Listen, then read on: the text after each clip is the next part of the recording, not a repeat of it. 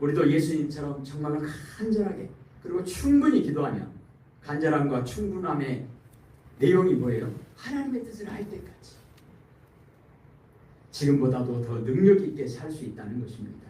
우리가 하나님의 뜻을 알고 하나님의 뜻에 순종하면 그칠 것이 없습니다. 왜죠? 하나님이 함께 하시기 때문이죠. 하나님의 뜻은 반드시 이루어지기 때문이죠. 반대로 하나님의 뜻과 거꾸로 가면요 절대로 안 이루어지죠. 요나가 다시스로 가면 성공할 수 있겠습니까? 못 갑니다. 하나님이 막으시는데 어떻게 가겠습니까? 순풍에 돛달고 쭉쭉 나가려면 어떻게 하면 되겠습니까? 하나님의 뜻에 순종하는 거죠. 우리는 시험을 당할 때 하나님께서 도와주신다는 것을 굳게 믿고 담대하게 믿음을 지키며 하나님의 뜻대로 살게 되면 하나님께서 함께 하시니까 사탄을 이기죠. 하나님께서 함께 하시니까 놀라운 권능이 임하게 되는 거죠. 이것을 위해서 필요한 것이 성령님의 도우심입니다. 성령님 함께 해주세요. 우리는 오늘 본문의 말씀처럼 예수님께 항상 기도해야 합니다. 뭘 기도해야 합니까? 하나님의 뜻이 무엇입니까?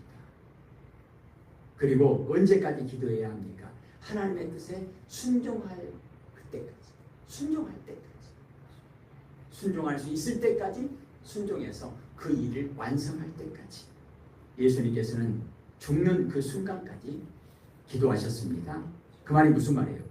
죽기까지 순종하셨다는 것입니다. 그래서 주 안에서 사는 자가 복이 있고 주 안에서 죽는 자가 복이 있다. 무슨 말이에요?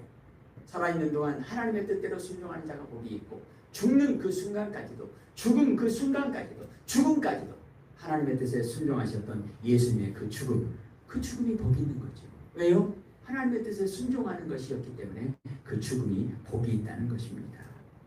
예수님의 권위는 성령님을 받고 40일 금식기도 한 번 한 것으로 끝납니까? 그렇지 않습니다. 예수님 또 기도하시잖아요. 예수님은 매 순간순간마다 기도하십니다. 예수님이 밤에도 기도하십니다. 새벽에도 기도하십니다. 예수님께서 매 순간순간마다 기도하십니다.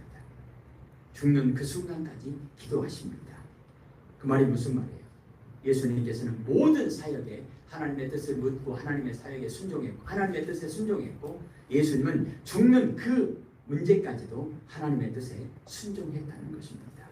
그래서 죽는 순간까지 기도할 수밖에 없고 죽는 순간까지 기도하는 것이 바로 교회의 권세요 권위를 우리가 온전히 누리는 길이라는 말씀입니다.